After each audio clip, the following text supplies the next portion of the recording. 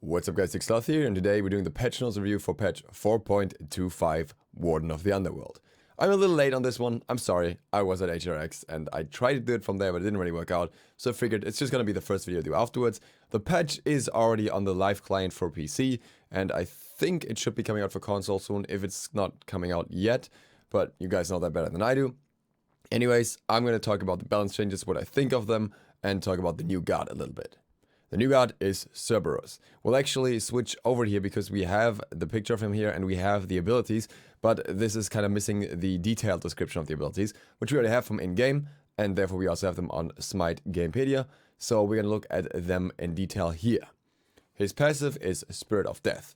Anytime an enemy god within 40 units of Cerberus is healed, that healing is reduced by 20% and Cerberus receives 40% of the heal. That's already a very strong passive, I think. First of all, you already have healing reduction, and second of all, you get a free heal for everything they do, which means that against any self-healing solo laner, where you would probably mostly see Cerberus, this is very, very effective. If you have an RDO who heals herself all the time, for example, anyone else that builds any sort of sustain, because at the moment it even procs off pots.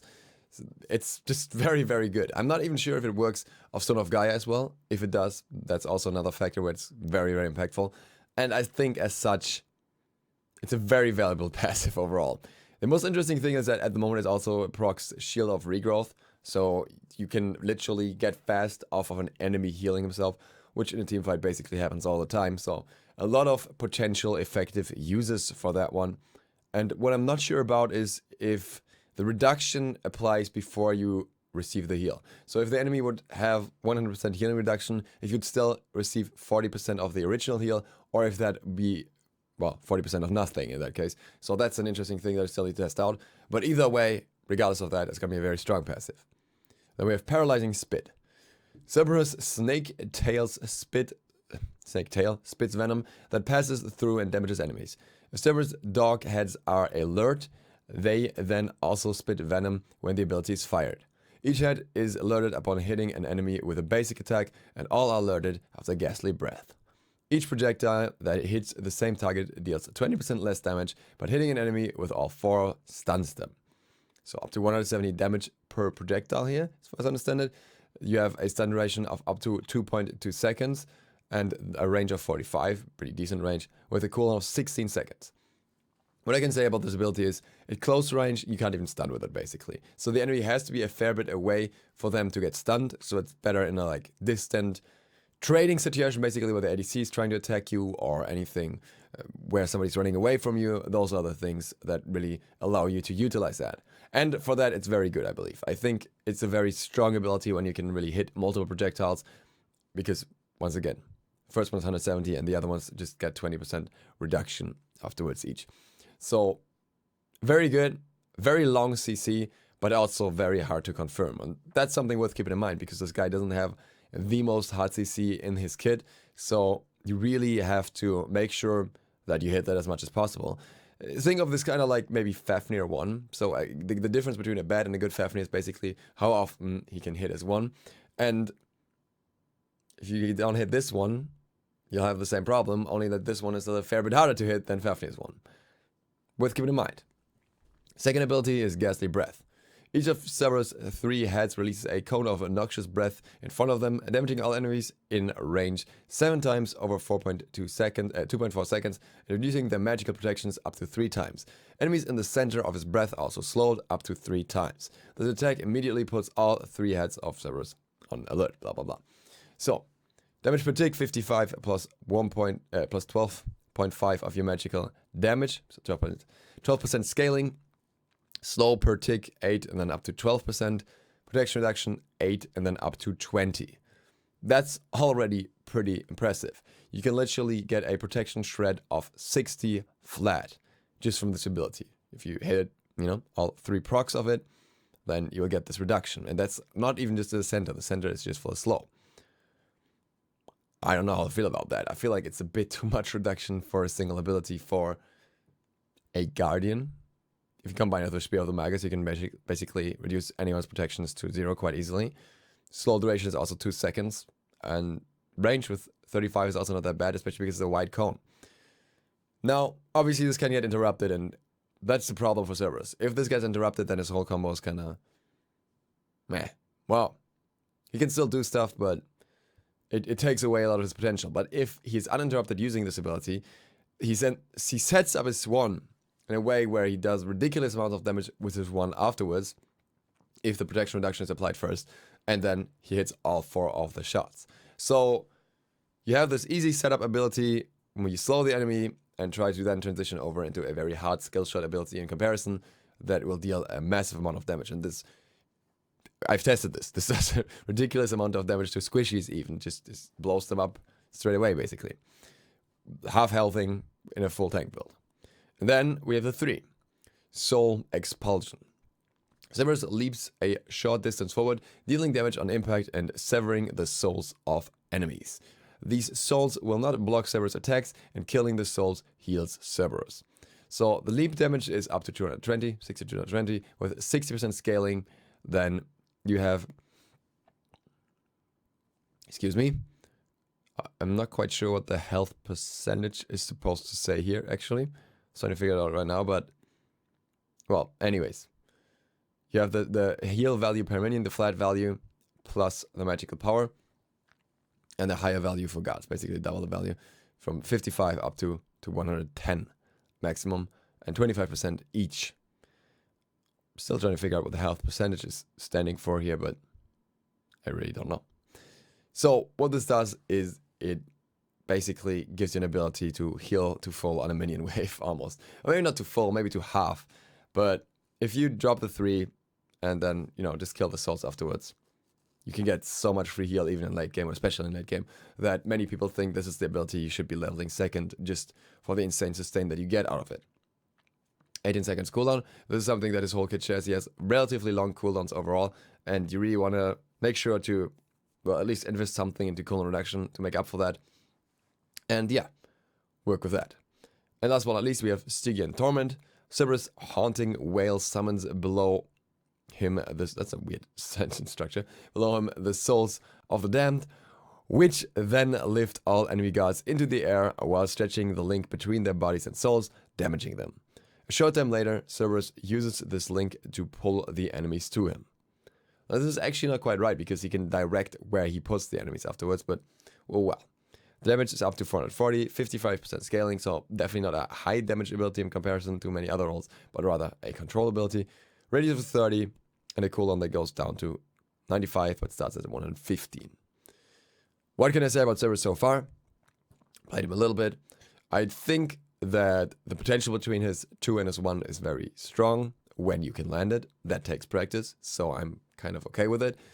I think the 2 is a bit over-tuned in terms of what it all offers at the same time. I think the protection reduction is probably going to get tackled at some point. The 3 is very slow, very easy to interrupt, so not the greatest escape. But the self-heal potential is insane, and is probably something that should be looked at sooner or later a little bit. The passive is also something that could be a little bit too strong in its current form, especially when it like procs items as well. The ultimate, on the other hand, does sound very impactful and is an interesting feature, but from what I've felt so far, it's kind of similar to Xingtianon. It's a bit harder to avoid, obviously, because you get lifted up, but at the same time, you also have plenty of time to somehow get out of it afterwards, as long as you have any item to do so. So I think Cerberus is too strong as it is, especially when it comes to his 3 in the self-heal, but not insanely broken as some people think he is.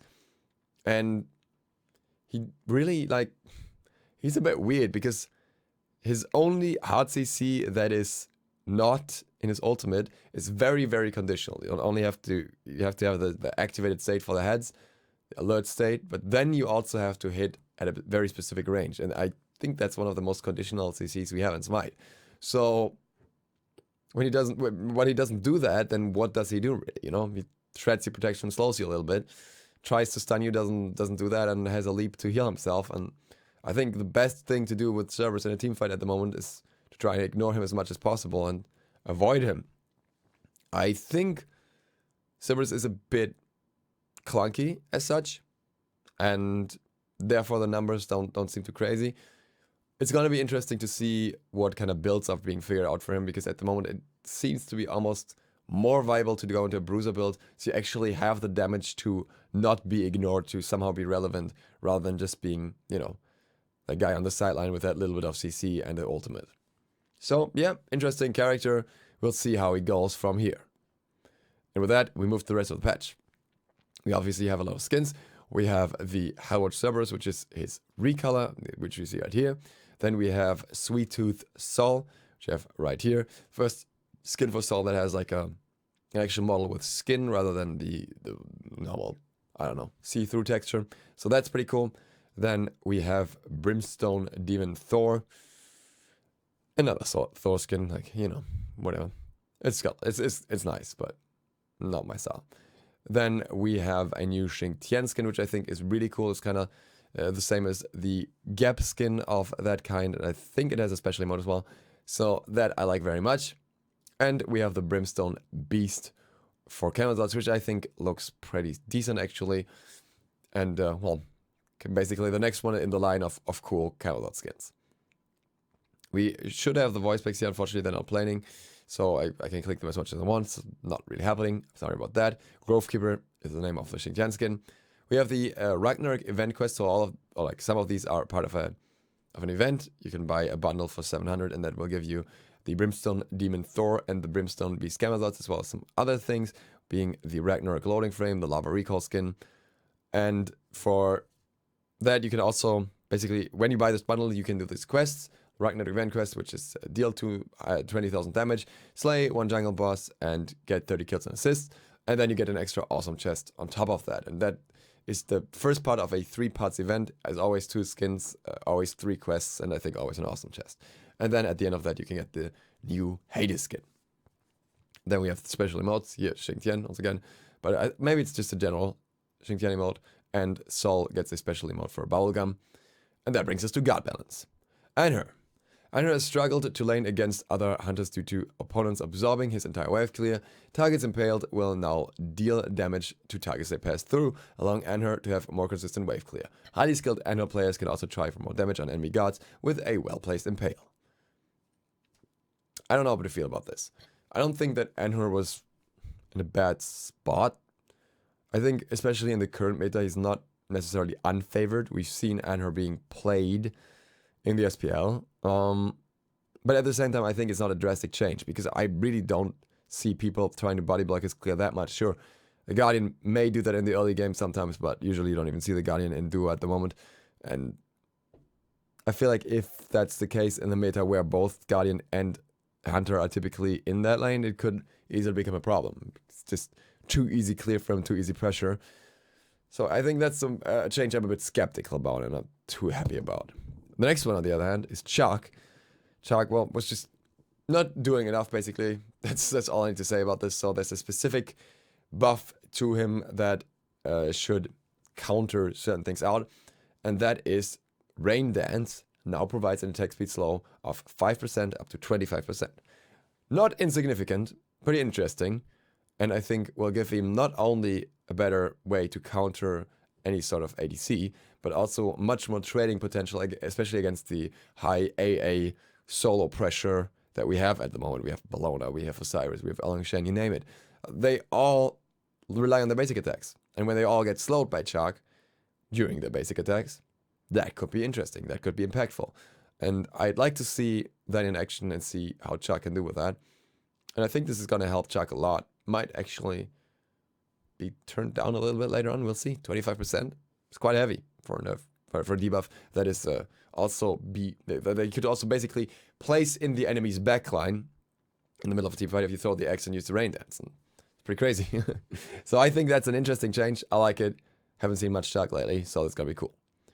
Hunbatz. Hunbatz started off Season 4 as quite a popular guard, but has dropped off heavily throughout the year. Hunbatz still has many tools to make him a worthwhile pick, like his huge crowd-controlling ultimate, but we are looking to increase his strength in a more consistent way, increasing the damage of his poke ability to achieve this. Sacred Monkey increased damage from 80 to 260 to 80 to 300. Solid increase, 40 base damage on the highest rank, and 10 per rank basically, starting from the second. So, wouldn't underestimate that in terms of how many kills you can clear up with that as well, not only poke. Thing is, I know Hunbats wasn't played. I know, he's not that effective at the moment. And there's Daji, which I think is just a bit better in terms of what she does right now. And kind of fills the same niche. What I'm not so sure about is if Hunbats really needs buffs, or if it's more especially other roles, namely warriors, that need nerfs to their base values in order for characters like Hunbats to come back. Because all we've seen in the SPL, pretty sure it's like at least 50% of the time. Well, maybe that's a bit too much, but like we've seen either tanky assassins or warriors. And Hunbats doesn't fit with either. So increasing his poke might help, but might also not be what we want in the end. And then we have Terra. Terra was an unstoppable force when initially released, providing massive healing, damage, and control to her team. Through many patches, we've toned down her strength to bring her more in line, but this resulted in her feeling underwhelming. We are increasing the potency of the Monolith Shatter Slow, giving Terra more impact when she aggressively fights into an enemy team. Monolith increased slow from shattering Monolith from 30 to 40%, increased slow duration from shattering Monolith from 1.5 to 2 seconds. Alright, 10%, 0.5 seconds. Not terrible, but also not crazy good. And not comparable with what the ability was before. I'm not sure about this. The interesting thing is that Terra was actually picked. Not very successful, but she was picked. She was picked in the SPL. And she's getting a buff. But she didn't do well. So she probably still needed that buff. But will that buff be enough to, if she's picked again, make her successful? I don't know. The other interesting thing that we have to keep in mind is that we're going into Season 5. And the new map, is bigger, it's wider. And Terra's ult will also be more impactful. And I think as such, Terra will have a purpose. And that's why I think this buff might be just enough to bring her back into the meta quite a fair bit in combination with the upcoming map.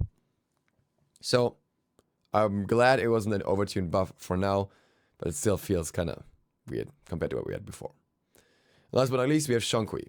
Shangqi's basic attack body will now always stay by him, even when the skill's on cooldown. Shangqi got a large buff this year and now sits in a much better spot than he did before, but time has shown he could use a little more.